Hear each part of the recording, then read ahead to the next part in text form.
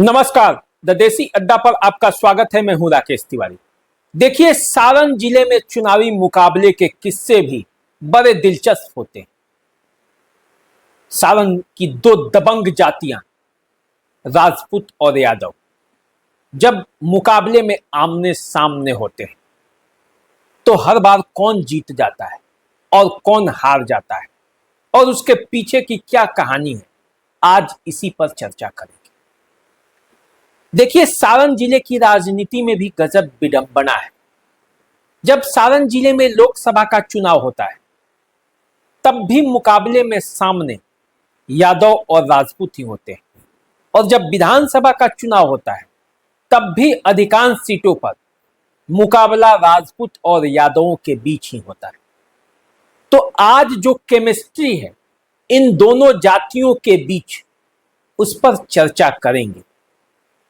देखिए, लोकसभा का जब जब चुनाव हुआ है, इधर पिछले कई चुनावों पर जब आप नजर डालेंगे तो जब मुकाबला यादव और राजपूत के बीच होता है तो राजपूत जीत जाते हैं। कई बार से राजीव प्रताप रूडी लोकसभा के चुनाव में लगातार मात देते आ रहे हैं लालू प्रसाद यादव और उनकी फैमिली को। अब देखिए, आरजेडी को चुनावी मात देकर राजीव प्रताप रूडी दिल्ली के पार्लियामेंट में अपना झंडा लहराए हुए, लेकिन जब विधानसभा का चुनाव आता है तो इसी जिले में, इसी क्षेत्र में आरजेडी का परफॉर्मेंस अच्छा हो जाता है और आरजेडी के जो यादव प्रत्याशी हैं वो राजपूत प्रत्याशियों पर भारी पड़ते हैं। अब मैं यदि बात कर रहा हूं तो आपको लगेगा कि ये क्यों और क्या बोल रहे हैं, लेकिन बिहार की राजनीति का सच यही है कि यहां पार्टी भी टिकट जाति पर ही देती है और वोट जो देने वाले हैं उनका भी क्राइटेरिया जाति पर होता है। प्रशांत किशोर चाहे जितना दावा कर ले, चाहे जितना हल्ला कर ले, लेकिन एक सत्य तो यह है कि जातीय समीकरणों को ध्यान में रखकर ही बिहार का चुनावी गणित सेट होता है।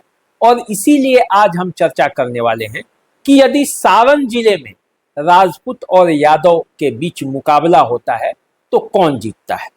अब देखिए, सारण जिले में जो सीट है जिस पर मुकाबला यादवों और राजपूतों के बीच 2020 का चुनाव हुआ, तो क्या हुआ पहले एक बात समझ लेते हैं। देखिए, सबसे पहले हम माझी सीट ही लेते हैं। माझी, जहां राजपूतों की भी अच्छी खासी आबादी है, यादवों की भी अच्छी खासी आबादी है और ब्राह्मणों की भी अच्छी खासी आबादी है। इन्हीं तीन जातियों में से कोई नेता बनता आया है। यहां पिछला जब चुनाव था तो सीपीएम के टिकट पर सत्येंद्र यादव चुनावी मैदान में थे, जबकि एनडीए के तरफ से जनता दल यूनाइटेड के टिकट पर माधवी सिंह थी। लेकिन मुकाबला किससे हुआ? निर्दलीय प्रत्याशी के तौर पर चुनाव लड़ रहे राणा प्रताप सिंह उर्फ डब्लू सिंह से। और राणा प्रताप सिंह उर्फ डब्लू सिंह दूसरे स्थान पर चले तो गए, लेकिन सत्येंद्र यादव को मात नहीं दे पाए। यहां भी जब यादव कैंडिडेट राजपूत कैंडिडेट से लड़ाई किया, मुकाबले में आया, तो यादव जीत गए। अब इसके जीतने के कई कारण, उस पर भी मैं अंत में बताऊंगा कि क्यों हार जाते हैं राजपूत कैंडिडेट जब यादव कैंडिडेट सामने होता है। अधिकांश जगह पे ऐसे तो जीतते भी हैं, लेकिन अधिकांश सीटों पर, जैसे देखिए सारण का दूसरा सीट ले लेते हैं, एकमा सीट, जहां से श्रीकांत यादव चुनावी मैदान में थे, लेकिन उनके सामने जनता दल यूनाइटेड ने किसे उतारा? धूमल सिंह को, जो जाति से भूमिहार है। लेकिन यहां लोजपा के टिकट पर कौन लड़ गया? कामेश्वर सिंह मुन्ना, राजपूत जाति से आते, 30,000 से कम वोट लाए थे वो, और 40,000 के आसपास वोट धूमल सिंह की पत्नी सीता देवी को मिला था। दोनों के लड़ाई में वहां जीत श्रीकांत यादव की हो गई। तो यहां भी देखा जाए तो राजपूत और भूमिहार कैंडिडेट हार गए। यादव कैंडिडेट ने बाजी मार ली। अब आते हैं, वहां से आ जाइए, यदि आप सोनपुर आते हैं तो सोनपुर में भी लड़ाई यादवों और राजपूतों के बीच होता रहा। कभी विनय सिंह जीतते हैं तो कभी लालू प्रसाद यादव के फैमिली और उनके समर्थक नेता। पिछले चुनाव में रामानुज प्रसाद सिंह यहां से चुनावी बाजी जीत गए, विनय सिंह हार गए। इससे पहले जब 15 में मुकाबला हुआ तब भी विनय सिंह चुनावी मैदान में हार गए और रामानुज प्रसाद सिंह यादव जीत गए।